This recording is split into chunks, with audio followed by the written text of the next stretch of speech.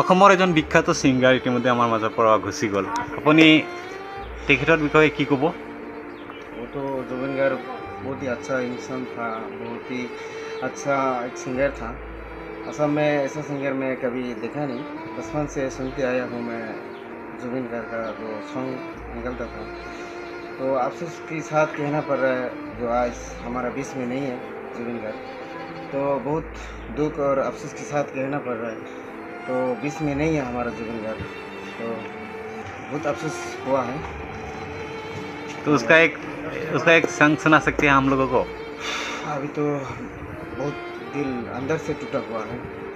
टूटे हुए दिल से ही एक गाना का सुना दीजिए ना उसकी याद में बाद में कहूँगा मैं बहुत टेंशन में हूँ আমাৰ অসমৰ এজন বিখ্যাত সিংগাৰ জুবিন দা যে ঢুকাল এই সম্পৰ্কে আপুনি কি ক'ব কিমান ভাল পায় তাক কি ক'ম আৰু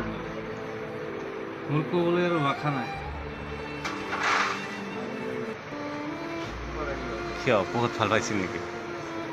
কিমান ভাল পাইছোঁ মানে যে মই ভাষাৰে ক'ব নোৱাৰোঁ এটি গান গাবচোন জুবিন দাৰ কোনো একলৈ জুবিন দাৰ যিকোনো এটা গান পাখি লগা পাখি মেলি যায় উৰি উৰি পাখি মেলি যায় এই 28টা ভাষাত গায়ক গান গাই এই আমার ভারতের নাম উজ্জ্বল করেছে আমি ভারতবাসী আমি দুঃখ যেটো বেদনা মই হৃদয়ের পৰা একো